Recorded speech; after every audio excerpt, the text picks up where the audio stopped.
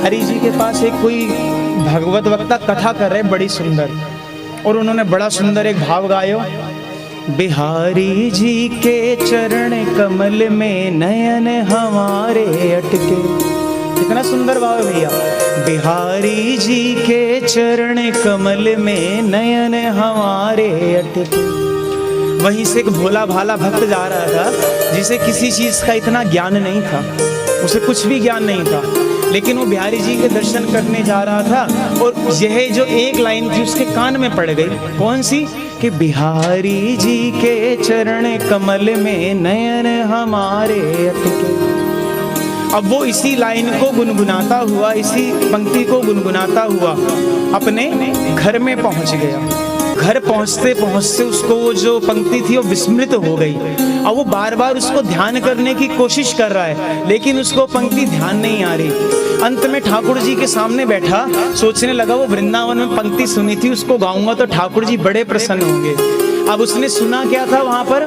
कि बिहारी जी के चरण कमल में नयन हमारे अटके। भोला भाला भक्त था, वो पंक्ति भूल गया और गाने लगा, बिहारी जी के नयन कमल में चरण हमारे अटके। क्या गा रहा है? बिहारी जी के नयन कमल में चरण हमारे अटके। अब जैसे ही बिहारी जी ने सुना, भैया आज तक तो जितने भक्त थे सब आके अपने नैनों को मेरे चरणों में लगाते, पहली बार गजब का भक्त मिला जिसने मेरे नैनों में अपने चरणों को दे दिया, अब तो प्रकट होना पड़ेगा। ठाकुर जी ने वहीं प्रकट होकर उसको दर्शन दे दिया।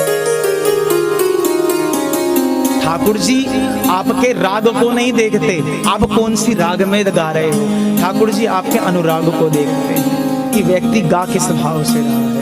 जरूरी नहीं आपको खूब सब रागों का ज्ञान हो, संगीत का ज्ञान हो।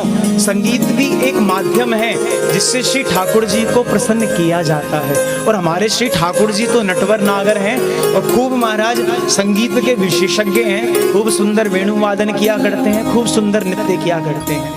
लेकिन जो व्यक्ति अनुराग से गाता है ना, ठाकुर जी उसकी सुना करते हैं। गाते तानसेन भी थे, लेकिन ठाकुर जी के लिए नहीं, उस अकबर को प्रसन्न करने के लिए गाया करते थे। और गाते हमारे स्वामी श्री हरिदास जी महाराज भी थे। किसके लिए? अपने श्री ठाकुर जी को, अपने श्री बांके बिहारी जी को प्रसन्न करने के लिए। तो हमारा जो गीत भी हो ना, हमारा संगीत भी हो, हमारा नृत्य भी हो, हमारी कोई भी कला हो, वो केवल किसके लिए हो? हमारे श्री ठाकुर जी के लिए हो। जो भी हमें आता है, जिस प्रकार से भी आता है, वो क्या करे? केवल ठाकुर जी के चरणों में समर्पित कर दें।